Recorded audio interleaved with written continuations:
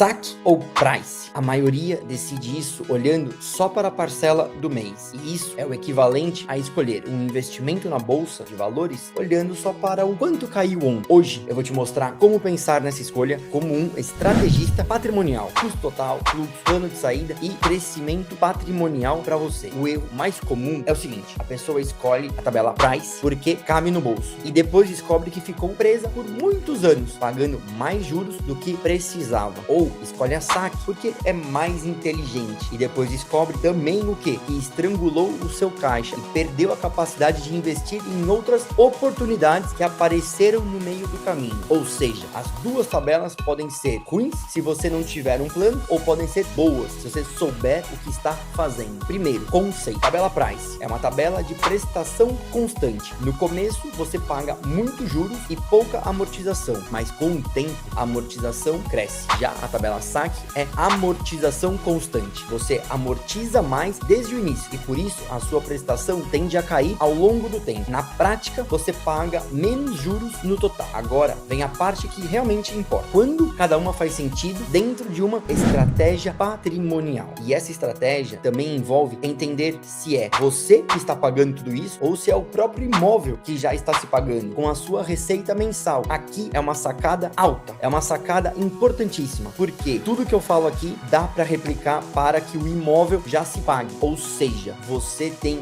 baixa exposição de capital e o seu patrimônio já começa a trabalhar para você. É aqui que está o ponto de atenção, é aqui que está o grande ouro da questão. Agora vamos para uma situação hipotética. Primeira situação, você precisa preservar fluxo de caixa no curto prazo. Você é um empresário, você tem oscilação, você quer manter a sua liquidez. A tabela price pode ser uma ferramenta para entrar numa operação sem matar o seu caixa. Mas uma segunda situação, você quer reduzir o custo total e tem previsibilidade de renda. A saque costuma ser mais eficiente porque você amortiza mais cedo e paga menos juros no acumulado. Tem que analisar. Mas o ponto-chave é o plano de saída, porque o custo total só aparece para quem fica muito tempo. Se você pretende vender de 3 a 5 anos, você precisa olhar o saldo devedor e o comportamento da amortização no período e não no contrato inteiro. E aqui, um parênteses, para vender no curto prazo, estratégias como leilão e house flipping pode fazer sentido. Aí aqui a gente tá jogando com o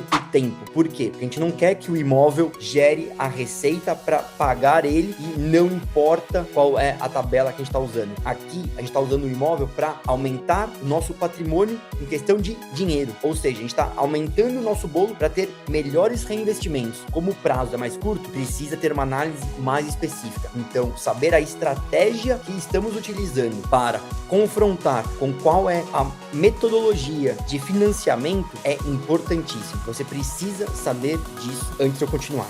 Agora, uma simulação mental simples para você entender a diferença sem precisar virar um especialista em planilha, cálculos e viabilidade. Imagina um financiamento em 30 anos com uma taxa nominal qualquer, e daqui não importa. Na tabela price, no início, a maior parte do que você paga é juros. Então, o seu saldo devedor cai mais devagar. Já na saque, o seu saldo cai mais rápido, porque a amortização é constante. Isso significa que, se você tiver uma estratégia de saída clara, a saque costuma deixar você menos preso ao banco mais cedo. Isso é uma alavancagem inteligente. Isso é uma estruturação patrimonial. Agora, isso não quer dizer que a saque é sempre melhor, porque a alavancagem patrimonial não é sobre pagar menos juros, é sobre crescer o patrimônio por unidade de risco. Às vezes, pagar um pouco mais de juro faz sentido, se isso preserva a caixa para uma oportunidade que cresce mais, como eu falei agora há pouco. Eu vou te dar um método de decisão em 4 perguntas. Pega isso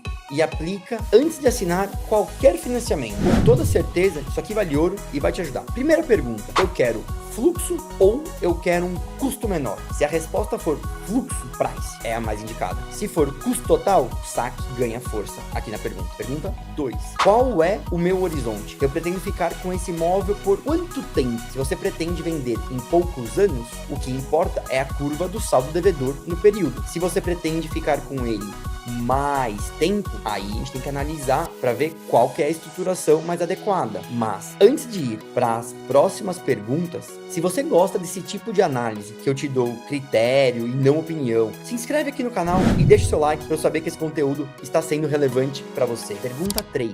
Existe plano de amortização? Você vai amortizar com FGTS, com bônus, caixa, com a venda de outro ativo? Se sim, isso também muda a sua escolha. Pergunta 4. Como esse financiamento conversa com o meu próximo passo, com o seu próximo passo? Esse é o ponto que quase ninguém pergunta. Se a parcela alta da saque te impede de dar o próximo passo, saque pode virar o certo que te trava. Pode ser um probleminha. Saque Price são duas ferramentas. O erro não é a ferramenta. O erro é usar a ferramenta sem um plano. E o plano não é uma frase bonita, é o caminho de decisão, fluxo, horizonte, amortização e o próximo passo com consciência. Se inscreve no canal e deixa o like para acompanhar os próximos vídeos. E se você quiser estruturar a sua estratégia de alavancagem com o meu acompanhamento, simulações, cenários, plano de amortização e o próximo movimento, me manda uma mensagem aqui no vídeo que eu vou te chamar. Te vejo no próximo vídeo.